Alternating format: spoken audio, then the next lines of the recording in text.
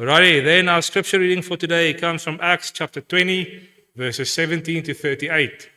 So Acts chapter 20, verses 17 to 38. Okay, and it reads as follows.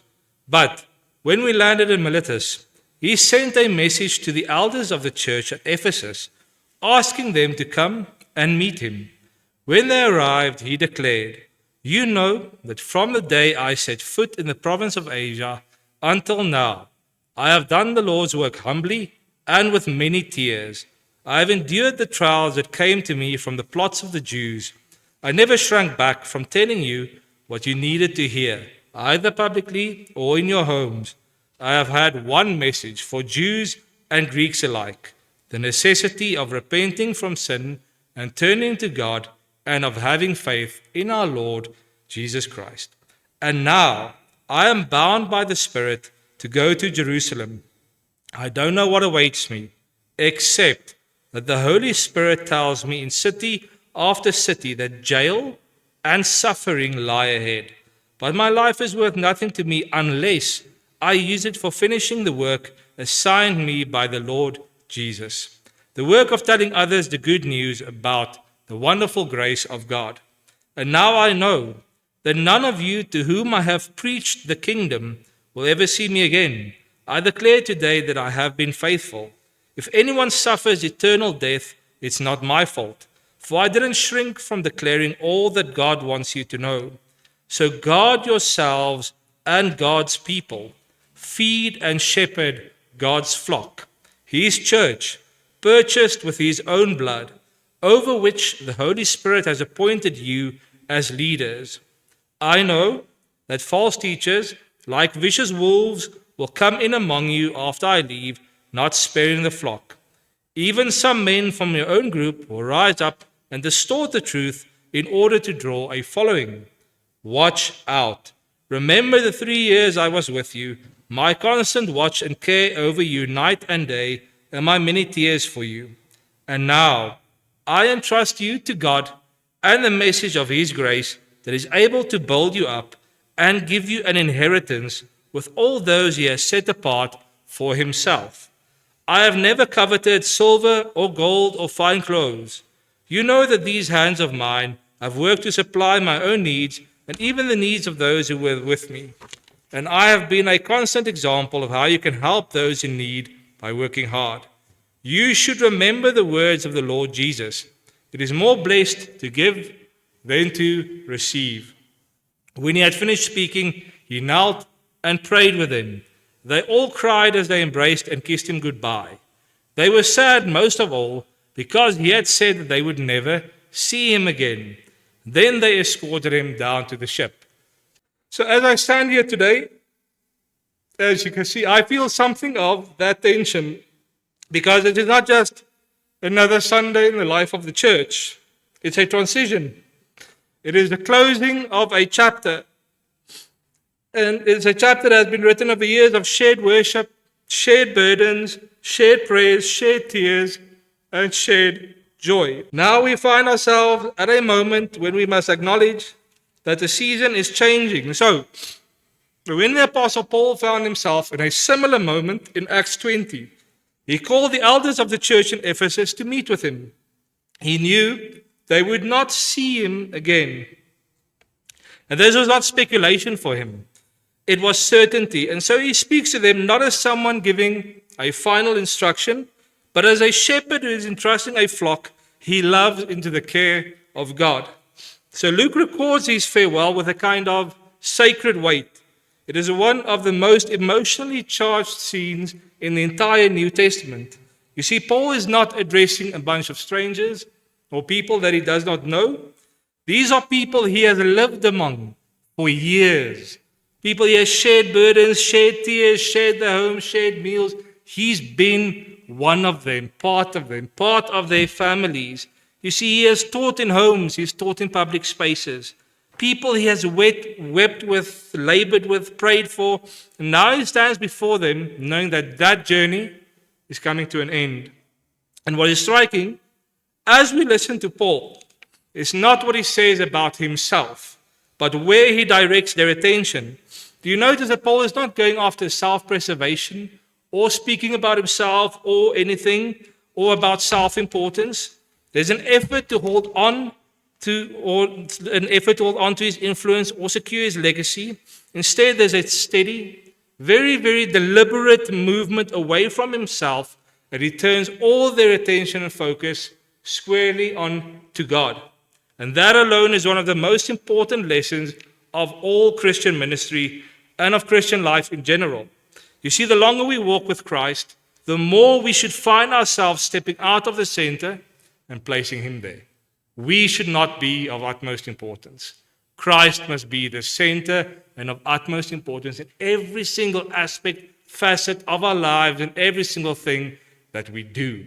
He must be the center of it all and above all. So Paul begins his farewell by reminding them of his life among them. He speaks of serving the Lord with humility, with tears, and through many trials. He speaks of how he never shrank back from preaching the truth and preaching anything that would be helpful to them. And he taught them publicly. He went from house to house. He taught them publicly. And he reminds them that his ministry was never selective and it was never comfortable. It was faithful.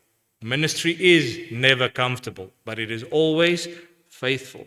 And here we begin to see something important about how Scripture measures faithfulness.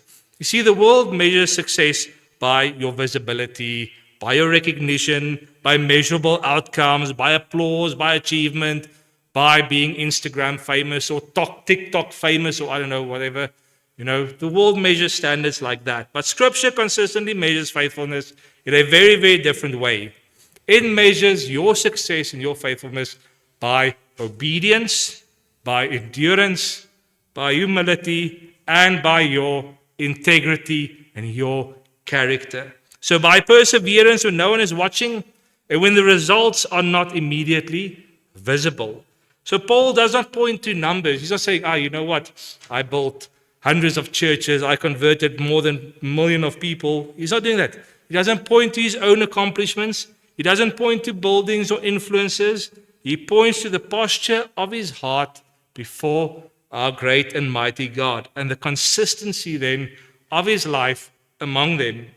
He served the Lord with humility.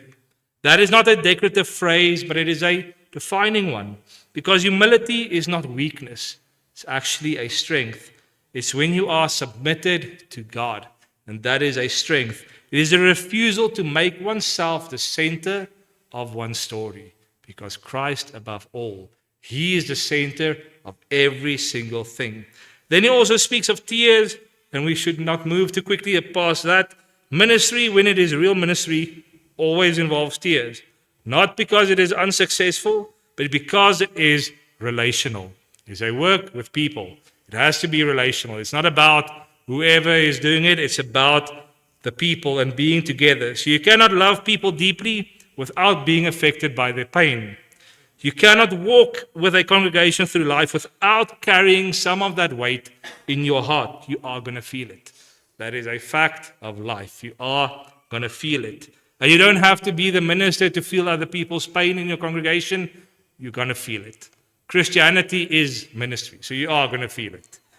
And then there are joys that lift you. There are sorrows that stay with you. There are moments of celebration and make you grateful to God.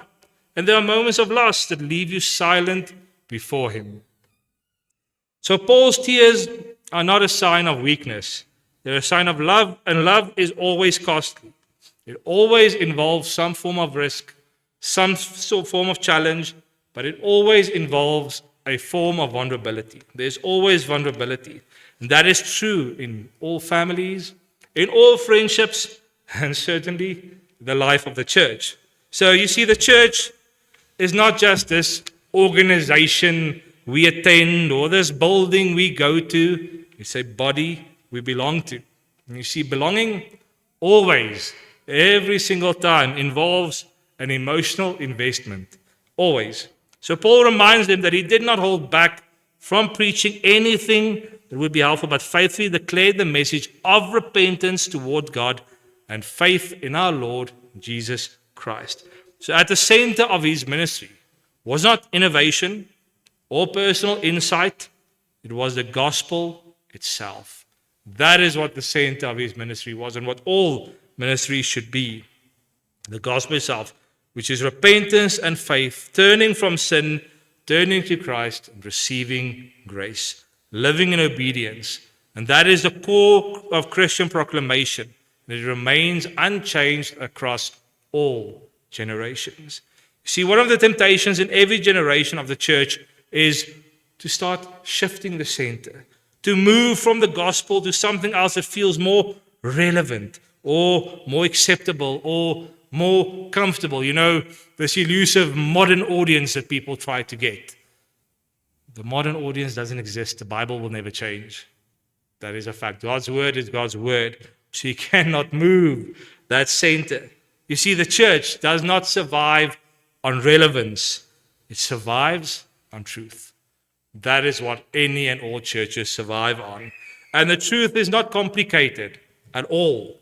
We are sinners in need of grace. Christ is the Savior who gives it, and salvation is found in Him alone. There's the truth. That is it. No overcomplicating it or anything. That is the truth. And as Paul looks back over his ministry, what stands out is not success in human terms, but success and faithfulness in spiritual terms.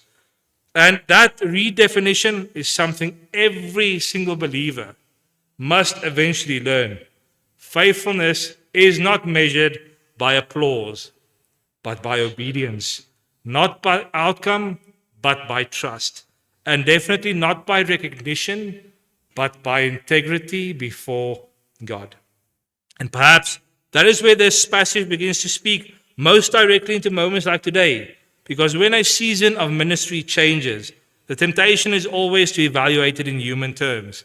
To ask, what was achieved, what was built, what was gained, or what was lost. But Scripture gently reorientates us, and it asks a different question. Were we faithful with what God had entrusted to us? So this question removes pride, but it also removes despair, because it means the burden of success does not ultimately rest on human shoulders. It rests in the hands of God. And that is where Paul begins to lead us next. Not only into reflection on the past, but into trust for the future. So he continues to speak, not about what he has done, but about what God will continue to do. And that's the second point that is made here. A future entrusted to God. So Paul does not remain in reflection for long. He doesn't remain, as meaningful as memory is. He does not allow the past to become the center of gravity in this moment. Instead, he now turns their attention towards what lies ahead, to the future. And in doing so, he reveals something profoundly important about the Christian life. We are always a people who remember, but we are never a people who are stuck in memory. Faith looks back with gratitude, but it always moves forward with trust. You see, in Acts 20, Paul begins to speak about the future in a way that would have been deeply upsetting for those listening to him. He says that he is compelled by the Spirit to go to Jerusalem, not knowing what will happen to him there. The only thing he knows for certain is that in every city, the Holy Spirit warns him that prison and hardship await him. So there's no illusion of comfort in his words at all. No attempt to soften the reality, no promise that the road ahead will be easy. And yet, what is most remarkable about this is what Paul expects to face and how he responds to it. He says, however, I consider my life worth nothing to me. My only aim is to finish the race and complete the task the Lord Jesus has given me, the task of testifying to the good news of God's grace. So that sentence carries the weight of a man who has already settled the deepest question of his life. He's not trying to preserve any comfort. He's not trying to secure safety. He's not trying to hold on to any control. He's already decided that the only thing that matters to him and is above all else is faithfulness to Jesus Christ. Everything else is secondary. Everything else means nothing, is not worthwhile. And that is where Christian maturity then begins to take shape. Not in the removal of fear, but in the reordering of one's priorities. Not in the absence of uncertainty, but in the presence of trust in God. We need that trust in God. Paul understands something that every single believer eventually has to learn. The future does not belong to us. It never has. We make plans, we prepare, we build, we hope, we work, but ultimately, the future is all held in the hands of God. God holds all futures in His hand. And that truth is not meant to unsettle us, it's meant to free us. Because if you think about it, if the future belongs to God, we are not required to carry that burden on our shoulders. The future belongs to God. And there's a difference between stewardship and control. You see, stewardship is being obedient with what God has given to us. It's being obedient. Control is the illusion that we must secure what only God can hold. That is the difference there. So Paul has released control long before this moment ever came. That is why he can speak about prison and suffering without even panicking. He knows what he's going to face and he has no fear, no panic. His life is already anchored somewhere deeper than his circumstances. And so when he says he is compelled by the Holy Spirit to go forward, he's not speaking as someone being pushed reluctantly into uncertainty. He is now speaking as someone who has learned to trust the direction of God, even when the destination is completely and utterly unclear. See, that is one of the hardest lessons in all of Christian life. We often want clarity before obedience. We want to know what is going to happen and how it will work and everything before submitting in obedience. We want an explanation before there's any movement. We want certainty before we trust. But Paul now reverses this pattern completely. He obeys without full knowledge. He moves without full clarity. And he trusts without full control. Then he says something even more striking. He tells them that none of them will see his face again. So it's a moment of finality. There's no ambiguity in his words. This is not a temporary separation. It is a permanent one in this life. He will never see them again in this life. He will up there, but in this life, we will never see them again. And yet, even in saying this, Paul does not allow any despair to take hold. Instead, he reframes the moment entirely. He says that he has declared to them the whole counsel of God. In other words, he has not held back what they needed to hear. He has not shaped his ministry around convenience or popularity. He has been faithful to the message entrusted to him. So there's a quiet confidence in that statement by Paul. Not a confidence in himself, but in the faithfulness of God's word. Paul is essentially saying, I have given you what you need because I have given you Christ. And Christ is all you need. That is enough. He is all you need. So there's something deeply freeing about that perspective. It means that the health of the church is not ultimately dependent on any one single person. It is not dependent on a personality or a very charismatic person or a voice or a presence. It is dependent on the word of God and the presence of Christ. That is what it is dependent on. So the truth is both humbling and comforting. Humbling because it removes any illusion that we are irreplaceable. And comforting because it assures us that God's work does not collapse when people move on. Paul's departure then is not the end of something divine. It is simply the continuation of something divine through different means, different people, and a continuing work of the Holy Spirit. And that is where this passage begins to speak so directly into moments like this, because farewell seasons carry that temptation to believe that something essential is being lost. But Paul gently corrects that assumption. What is essential has never been the servant. The most essential thing is the master. That is the most and ultimate essential thing.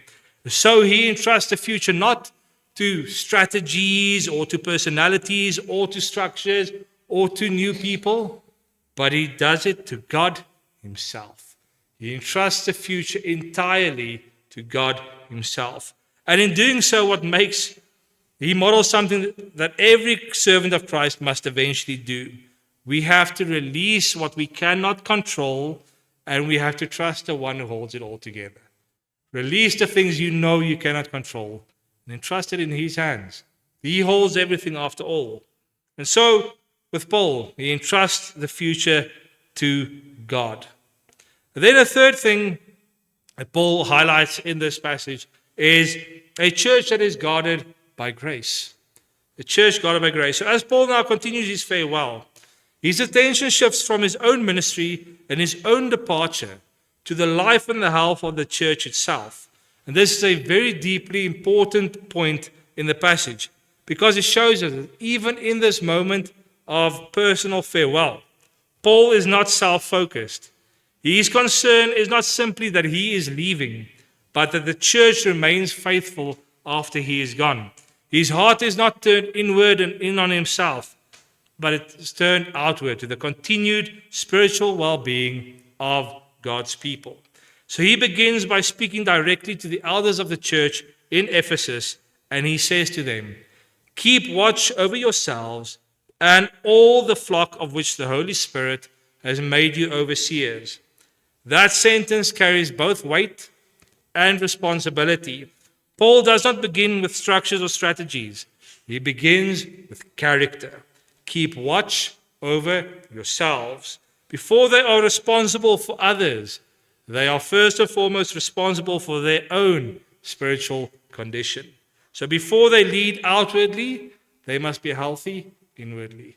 And I think that's an important lesson for all believers, whether you are a leader or not. Everyone's actually a leader. All Christians should first look inward, check your own spiritual health before you try to lead others. I think it's a good message for all Christians. So he now says that, be healthy inwardly. This is one of the greatest tensions of Christian leadership. It is possible to become so focused on the care of others that one neglects the care of one's own soul. It's possible to become so absorbed in ministry activity that intimacy with God slowly weakens. Now, Paul understands that when spiritual leaders lose sight of their own walk with God, the entire community will eventually feel that impact. So it begins there. Watch yourselves. Guard your own heart. Tend first and foremost to your own devotion. Stay close to Christ. Because leadership in church is never merely functional. It is always spiritual. And what is not nourished in private will eventually fail in public. You cannot lead others if you don't even read your own Bible. If you don't even ever touch God's word or pray or spend time with Him. You can't expect others to do it. You must start with yourself. And then he immediately expands the responsibility outward. After saying they must look after themselves, then he says, and all the flock. So the church is not described as an organization, but as a flock. And that image is intentional because a flock is vulnerable. Sheep are not self-sufficient animals. They require guidance, protection, care, and constant attention. And that means that the church is always dependent on the care of its shepherd under Christ. Yet Paul is very careful here. He does not say that the elders own the flock. He does not say that the church belongs to them. So he says, it is the flock of which the Holy Spirit has made you overseers. That is a crucial correction. Leadership in church is never ownership. It is stewardship. The church belongs to God, not to people. It will never belong to people. It will always belong to God.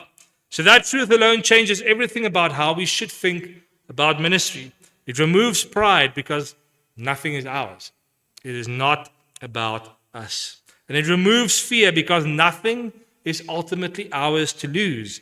It removes control. We are not the source or the end of the church's life. Thank God for that, right? We are not the end or the source of it. We are simply servants that are placed within God's ongoing work. That is what we are, servants placed in his ongoing work. And Paul then gives the reason for this responsibility. He says that the church was purchased with the blood of God's own Son. And that is one of the most staggering statements in all of Scripture. You see, it places infinite value on the people of God. The church is not valuable because of its size, its structure, or its success. It's valuable because God has paid for it with his own life. That is what makes the church so extremely valuable. And when something has been purchased at such a high cost, it cannot be treated lightly, it cannot be neglected, and it cannot be assumed. It must be cared for with utter reverence. And then Paul warns them after his departure, savage wolves will come in among them and will not spare the flock. He even goes further and says that some will arise from among their own number, distorting the truth in order to draw disciples after themselves. And these are sobering words because they remind us one of the ongoing challenges of church is not only external opposition, but internal distortion. Truth can be attacked from outside, but it can be weakened from within. And so the church must always remain alert, discerning, and anchored in the Word of God. Always. But notice something that Paul does not say. He does not say that they must now respond with fear. He does not say that they must now respond with anxiety. Instead, he calls them to vigilance rooted in truth, not panic rooted in uncertainty. So the antidote to false teaching is not now suspicion and calling everyone a heretic and all of that stuff. No, it's being faithful and grounded in the gospel. And then Paul brings them back again to memory. But this time memory becomes a tool of encouragement rather than reflection.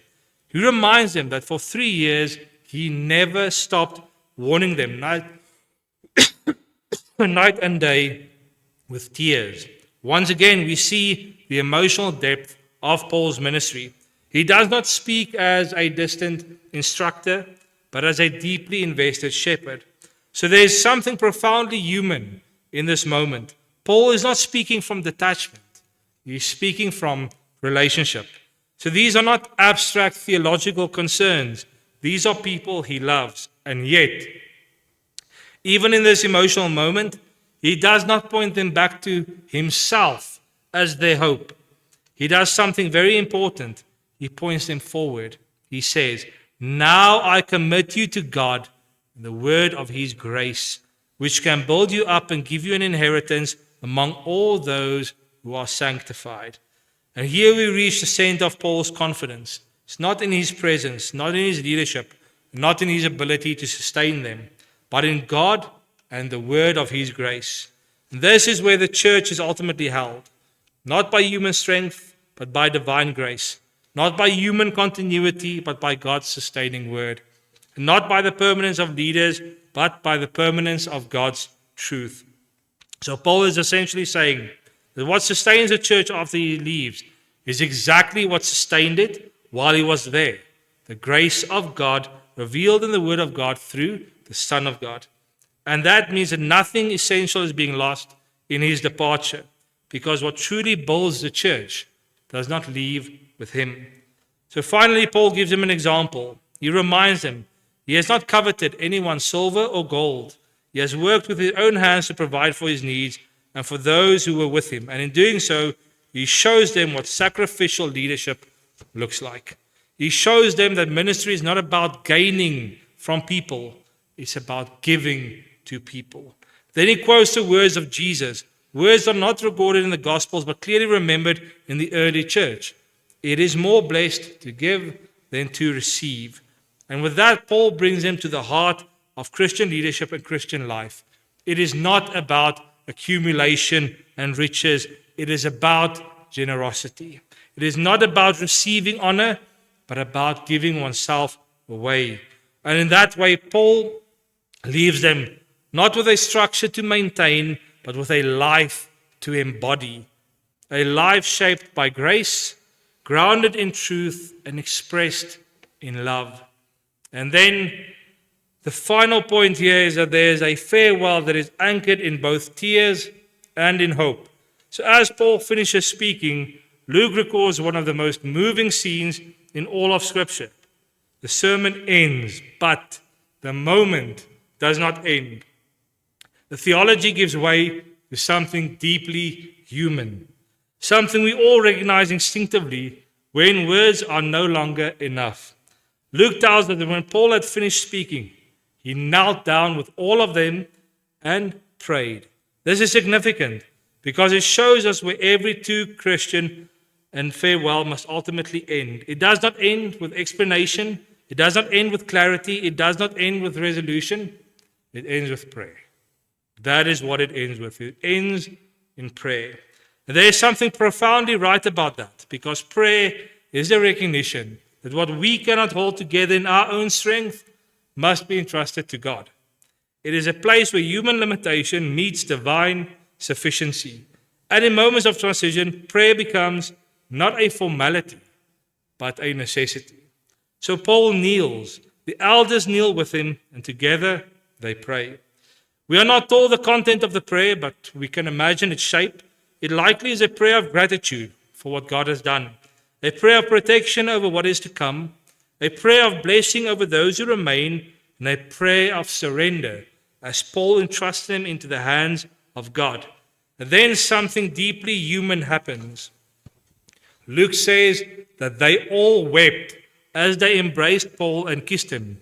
So there's no attempt to hide their emotions. There's no effort to appear strong or unaffected. Scripture is honest about the depth of their sorrow. This is what love looks like when it is shaped by Christ.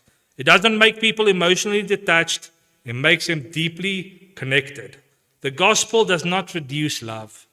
It purifies it and it deepens it. So they are not weeping because they are without hope. They are weeping because love always feels the weight of separation. Even when we know that God is in control, even when we know that his purposes continue, even when we know that the church will endure, the heart still feels the absence of someone who has walked the journey with us. And that is important to acknowledge. Christian hope does not deny grief. It redeems it. It holds grief in one hand and resurrection in the other. They weep, they embrace him, they kiss him. And then Luke tells us something very simple but very powerful. What grieved them most was his statement that they would never see his face again. And then they accompany him to the ship. So it is a quiet ending. There's no dramatic closure. There's no final speech, no final instruction, just tears, embrace, and footsteps walking together to a place of departure. And perhaps that is the most honest picture of a Christian farewell we are given in Scripture. It's not tidy. It is not emotionally neutral. It is marked by love that feels lost deeply, even while trusting God completely. And as I reflect on this passage and this moment today, I'm reminded that every Christian farewell carries that same tension. We live between tears and trust, between grief and grace, between what we are leaving and what God is continuing. And so, as we end, I want to draw everything Paul has said into a simple reminder. First, we give thanks, because any good that has been done among us has been the work of God's grace, not human effort. We remember with gratitude, not because everything was perfect, but because God has been faithful in every season. And second, we trust God with the future. The church does not belong to any one leader, any one voice, or any one season. The church belongs to Christ. And he has not stepped away from his church. He remains the shepherd of his people, and he remains faithful even when his servants move on. Third, we hold on to the word of his grace, because what builds the church is not personality or presence. It is the ongoing work of God through his word and his Holy Spirit. The same gospel that sustained us yesterday will sustain the church tomorrow. And finally, we embrace the hope of Christ, because every Christian farewell is temporary. One day, there will be a gathering where there are no more goodbyes, no more departures, no more distance, and no more separation. We will stand together before the throne of God, redeemed by the same grace, saved by the same Christ, and united in worship forever. Until that day, we walk by faith, we serve in grace, we love deeply, we labor faithfully, and we entrust one another continually into the hands of God. So with Paul, I can say nothing more fitting than this. I commit you to God and to his word and the word of his grace. May he build you up, may he keep you, may he strengthen you, and may his grace be sufficient for every season ahead. Amen.